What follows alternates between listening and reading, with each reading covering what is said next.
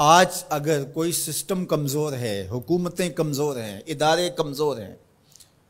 وہ کمی بیشی کرنے والوں کو، زیادتی کرنے والوں کو اپنی گرفت میں نہیں لا سکتے، یا جو اس سے اوپر بیٹھے ہوئے ہیں وہ خود اس جرم میں مبتلا ہیں،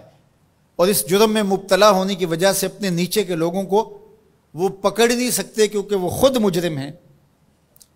تو اگر نظام میں سکم کی وجہ سے کوئی شخص فائدہ حاصل کرتا ہے، اللہ ارشاد فرماتا ہے الا یظن اولئک انہم مبعوثون، وہ یہاں تو لوگوں کو دجل دے بیٹھے، لوگوں کو فریب دے دیا، دھوکہ دے دیا، کسی کی آنکھوں میں مٹی جھونک دی اور کام صحیح نہیں کیا لیکن اچھا بن کے کسی کے سامنے پیش ہو گئی، یہاں تو کر سکتے ہیں، لیکن اللہ تعالیٰ نے ارشاد فرمایا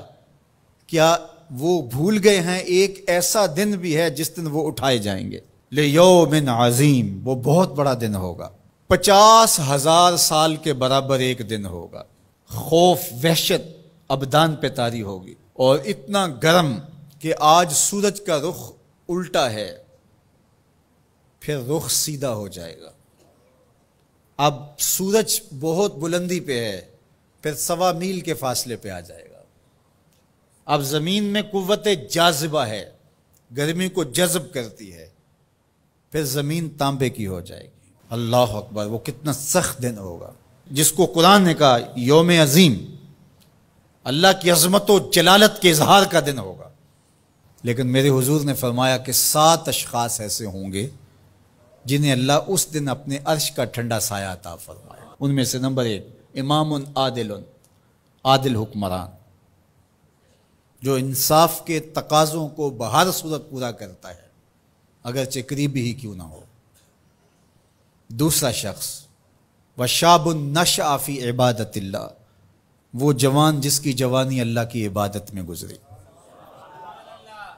آج تو میرے جوان کی جوانی سوشل میڈیا پہ گزر رہی ہے، آج میرے جوان کی جوانی تو گلیوں چوکوں اور بازاروں میں گزر رہی ہے۔ تیسرا شخص ورجل قلبہ معلق بالمساجد، وہ آدمی جس کا دل مسجدوں سے جڑا رہتا ہے، مسجد سے نکلنے کو جی ہی نہیں چاہتا۔ کتنے خوش نصیب لوگ ہیں جو مسجدوں کے ساتھ جڑے ہوئے ہیں۔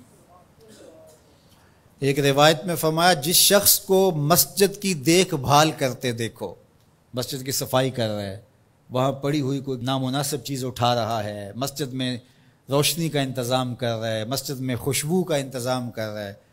مسجد کے کاموں میں لگا ہوا، اگر کسی شخص کو دیکھو اس کے ایمان کی گواہی دے دو یہ بندہ مومن ہے، یہ مسلمان بندہ ہے۔ تو فرمایا چوتھا شخص وَرَجُلٌ دَعَتْهُ امْرَأَةٌ ذَاتُ مَنْصِبٍ وَجَمَالٍ فَقَالَ إِنِّي أَخَافُ اللَّهَ، وہ جوان جس کو کسی خاتون نے دعوت گناہ دی اور صاحب منصب بھی تھی، صاحب جمال بھی تھی، اور قدموں میں حسن بچھنے کے لیے خود بےتاب ہوا،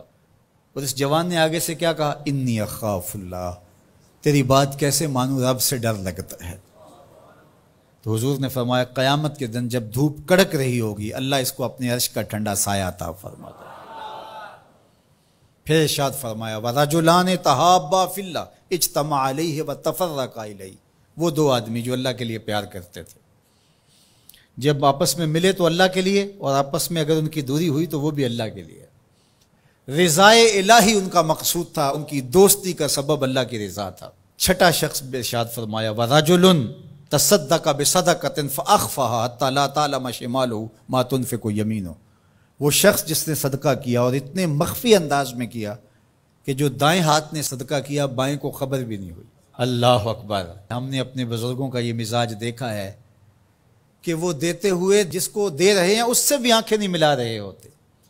کہ اس کو کوئی شرمندگی نہ ہو۔ اور ساتواں شخص وَرَجُلٌ ذَكَرَ اللَّهَ خَالِيًا فَفَاضَتْ عَيْنَاهُ، وہ شخص جس نے تنہائی میں بیٹھ کے اللہ کا ذکر کیا، کوئی دیکھنے والا نہیں تھا، اکیلا بیٹھا تھا اور اللہ کا ذکر کر رہا، محبت الہی کی وجہ سے